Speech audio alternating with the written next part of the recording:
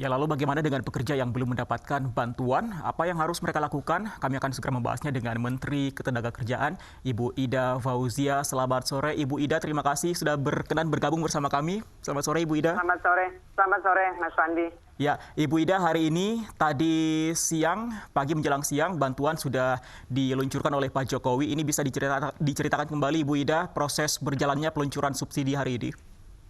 Ya, betul, Mas Fandi. Hari ini Bapak Presiden Joko Widodo meluncurkan bantuan subsidi upah kepada pekerja atau buruh yang bergaji di bawah 5 juta senilai Rp600.000 per bulan selama 4 bulan, dimulai dari bulan September sampai bulan Desember.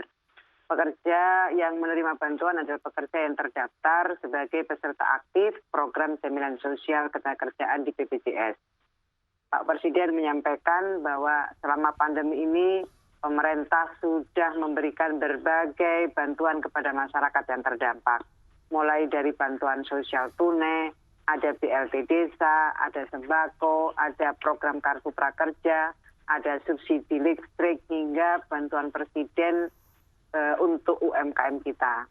Dan hari ini dilengkapi dengan program subsidi gaji atau upah yang totalnya akan menyasar kepada 15,7 juta pekerja, nilainya 2,4 juta rupiah. Baik, Ibu Ida, jadi acara launching tadi, ini menepis anggapan bahwa pencairan subsidi ini nantinya akan ditunda, Bu? Tidak ada, saya juga kaget ada berita bahwa akan ditunda, bahkan ada yang mengatakan batal dan sebagainya.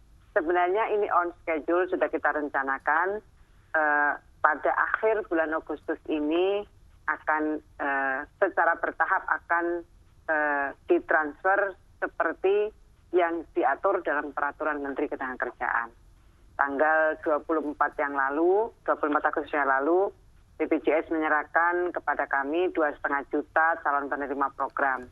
Kemudian kami cek kesesuaian datanya, ini tentu saja dimaksudkan agar prinsip kehati-hatian dan akuntabilitas itu bisa terjaga.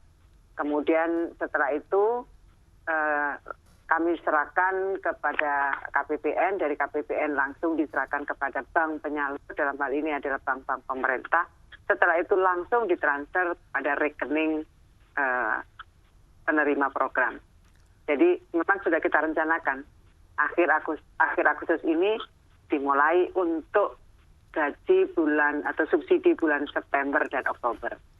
Baik. Pemberiannya setiap 2 bulan sekali.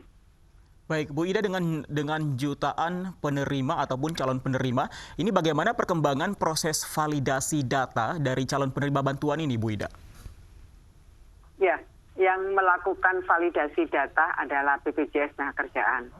Jadi sudah masuk data rekening calon penerima program kan 13,8 juta. Dari 13,8 juta itu kemudian divalidasi datanya sudah masuk, yang sudah divalidasi sekitar 10 juta. Kemudian diserahkan secara bertahap kepada kami 2,5 juta per batch-nya. Saya sama teman-teman akan bekerja keras agar minimal 2,5 juta. Kita akan dorong lebih dari 2,5 juta per minggunya agar semakin cepat teman-teman pekerja bisa mendapatkan transferan dari pemerintah. Baik, Ibu Ida, sejauh ini banyak pertanyaan atau kebingungan dari masyarakat dari beberapa bantuan langsung tunai yang dikucurkan ke masyarakat. Apakah ini tepat sasaran atau tidak? Bagaimana Ibu bisa menjamin bahwa subsidi gaji bagi pekerja yang gajinya di bawah 5 juta ini tepat sasaran, Bu? Ya, saya sekali lagi bahwa data penerima bantuan pemerintah ini adalah data yang ada di BPJS Ketenagakerjaan. Mereka yang memang sebagai peserta aktif BPJS Ketenagakerjaan. Kemudian dilakukan validasi datanya oleh teman-teman BPJS Ketenagakerjaan. Jadi, dan dilakukan validasinya secara berlapis. Dan dalam hal, kami juga terdapat sanksi ya bagi pemberi kerja yang tidak memberikan data yang sebenarnya. Ada sanksi sesuai dengan ketentuan peraturan perundang-undangan kita.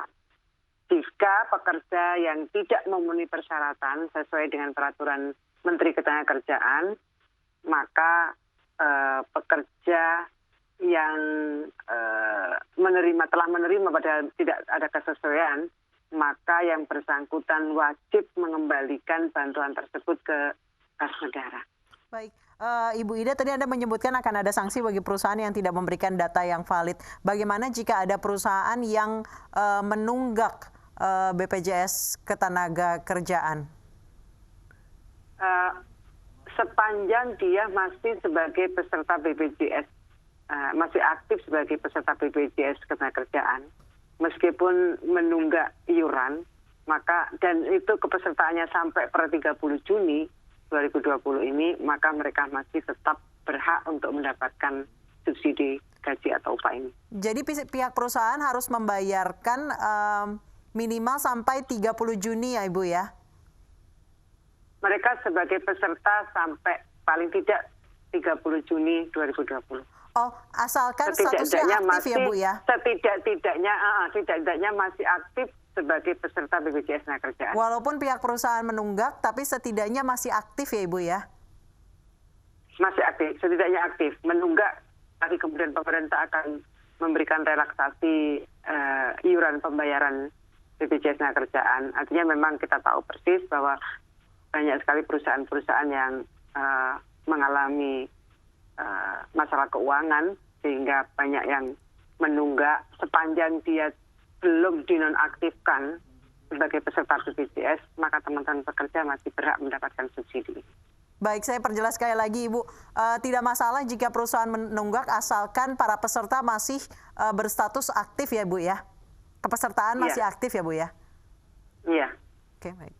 Oke, mungkin banyak di luar sana pekerja yang hanya mengetahui syaratnya bahwa gaji penerima ini adalah di bawah 5 juta rupiah. Sebenarnya apalagi syarat-syarat yang harus dipenuhi untuk menerima subsidi ini, Bu Ida?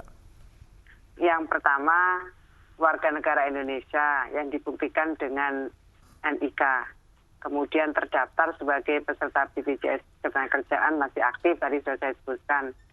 Yang dibuktikan dengan nomor kartu kepesertaan. Kemudian peserta yang membayar iuran dengan besaran iuran yang dihitung berdasarkan upah di bawah 5 juta sesuai upah yang dilaporkan ke BPJS Ketenagakerjaan.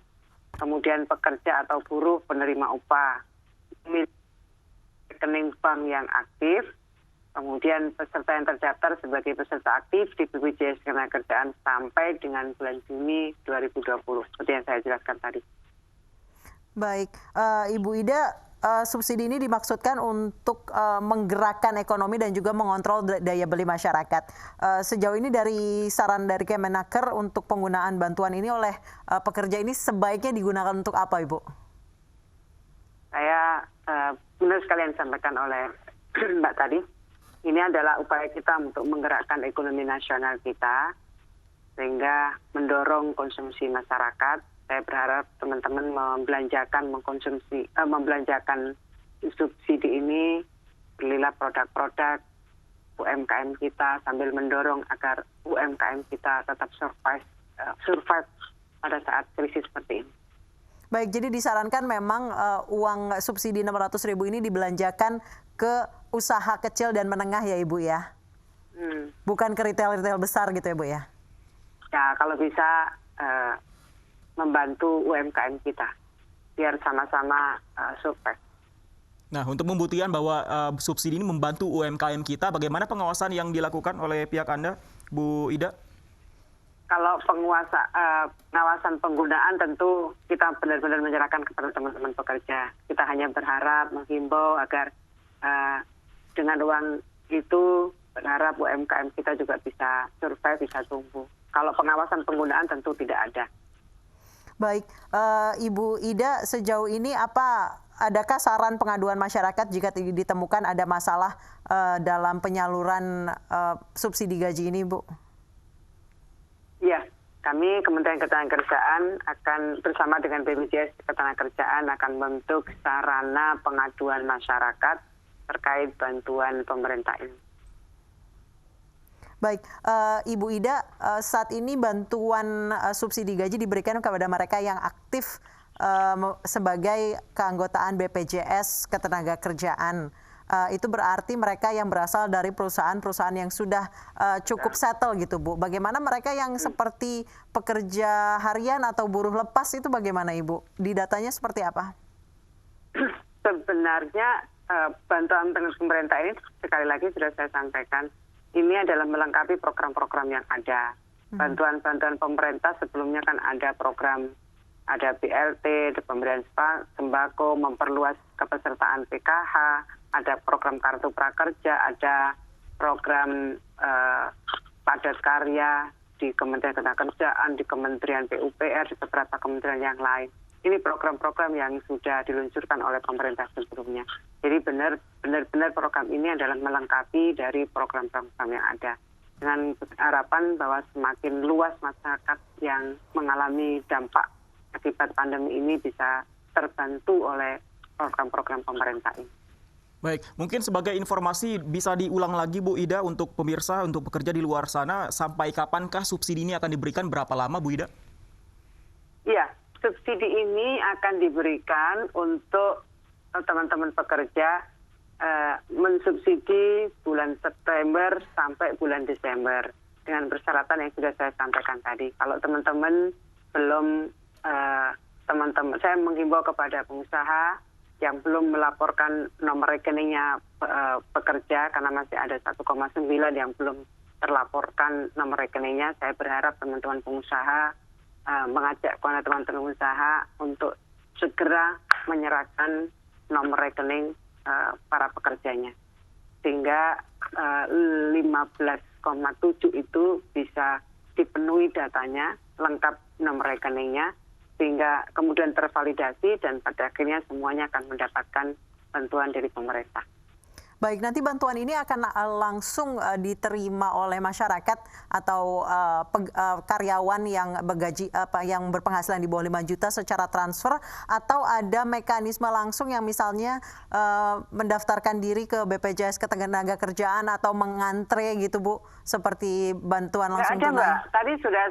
Tadi sudah saya sampaikan prosesnya bahwa begitu nomor rekening itu sudah tersampaikan kepada BPJS Ketenagakerjaan, BPJS melakukan validasi datanya, data diserahkan kepada kami akan menyerahkan kepada KPPN untuk menyerahkan uangnya itu kepada bank-bank pemerintah sebagai penyalur subsidi ini. Dari bank pemerintah tersebut langsung akan ditransfer ke rekeningnya pekerja. Jadi tidak mampir kemana-mana, tidak mampir ke rekeningnya perusahaan, tidak masuk ke rekeningnya BPJS atau Kementerian Ketenagakerjaan. Dari bank penyalur akan langsung ditransfer kepada teman-teman pekerja. Baik, Ibu. Jadi ini akan secara otomatis diterima oleh karyawan yang berpenghasilan di bawah 5 juta otomatis, dan cukup pasif saja ya, Bu, ya?